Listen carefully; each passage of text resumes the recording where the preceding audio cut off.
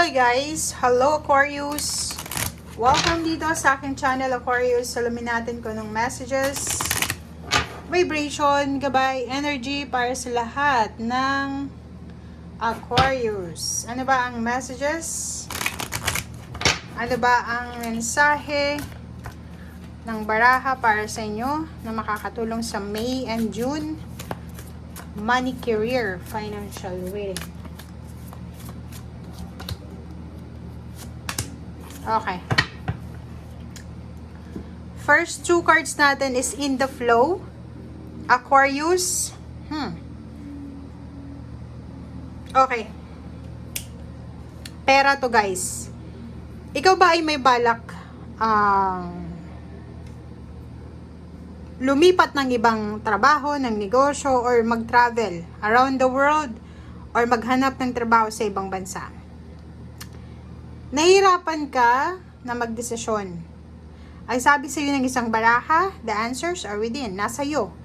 Tanungin mo yung sarili mo kung, okay, gusto kong pumunta ng ibang bansa. Kaya ko ba? May kakayanan ba ako? Magaling ba ako makisama? Masipag ba ako?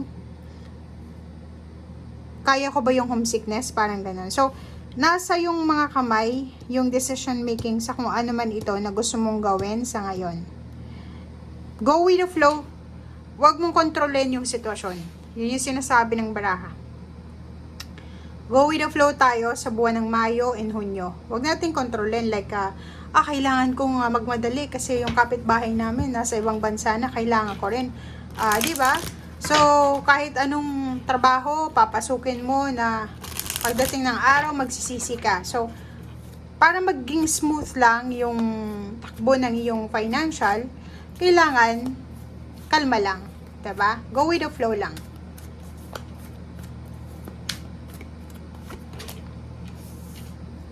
Okay, family. Nakikita ko sa'yo dito na siguro Aquarius, ang focus mo ngayon is pamilya. Like, nakikita ko sa'yo dito na gusto mong pagsabay-sabayin siguro.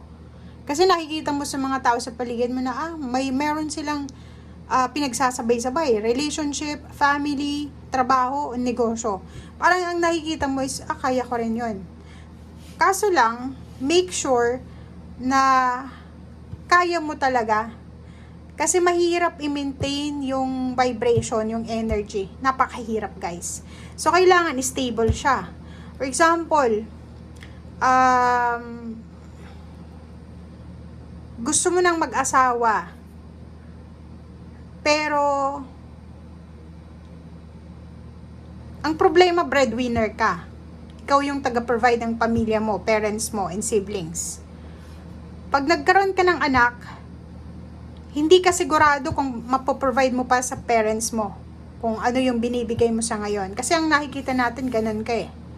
So, mag-ingat ka sa pagmumultitask mo, sa pinagsasabay-sabay mo, kasi nakita mo yung kapitbahay mo, yung classmate mo na may asawa siya, may breadwinner pa siya, may business pa siya. Kasi hindi lahat tayo dito sa mundo ay pare-pareho ng buhay or pinagdadaanan sa buhay. Siguro may nakikita tayong mas greener na lugar kaysa sa kinalalagyan natin para hindi natin alam. Sorry. Sorry. Hindi natin alam guys kung green ba talaga yon. Okay?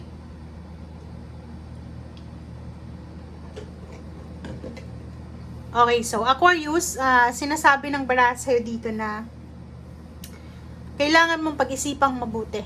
Kailangan mong pag-isipan ng maayos. Dapat yung gagawin mong decision sa ngayon is gusto mo talaga. Okay? Victory and door to romance. Kita mo na? Kinonfirm ng baraha.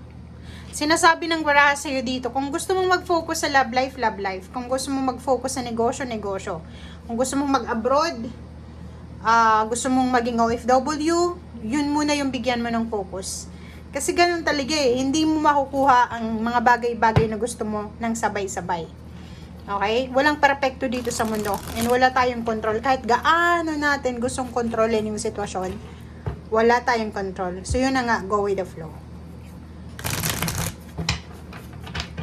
Kasi yung victory mo, nakadepende yan sa'yo eh. Nakadepende sa kung ano yung gusto mo. 'Di ba? Or kung ano yung victory mo nakadepende sa kung ano yung actions mo. Parang ganon.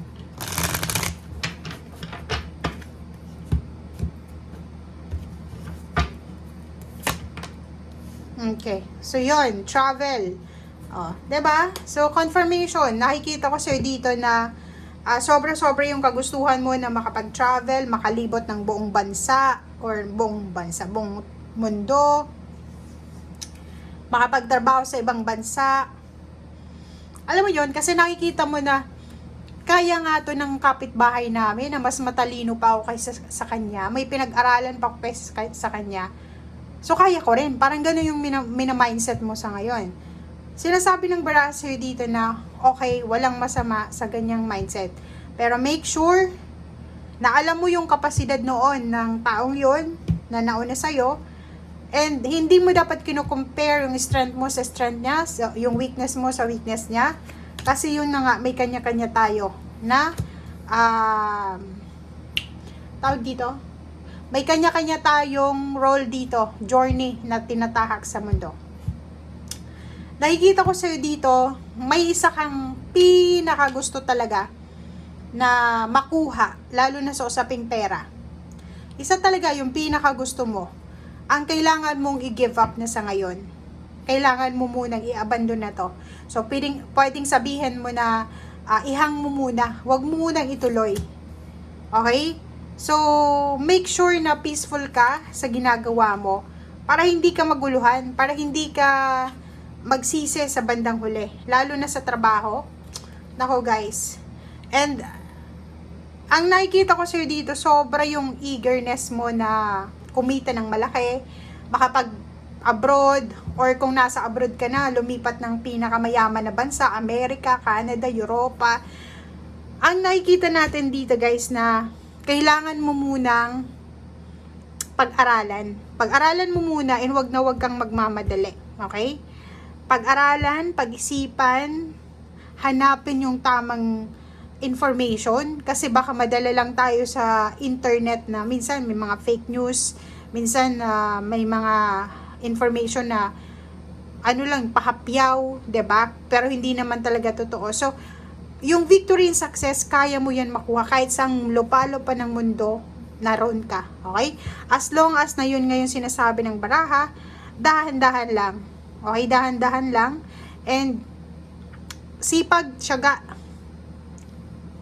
Kahit saan ka pumunta, aasenso ka. Okay? Thank you guys. Bye!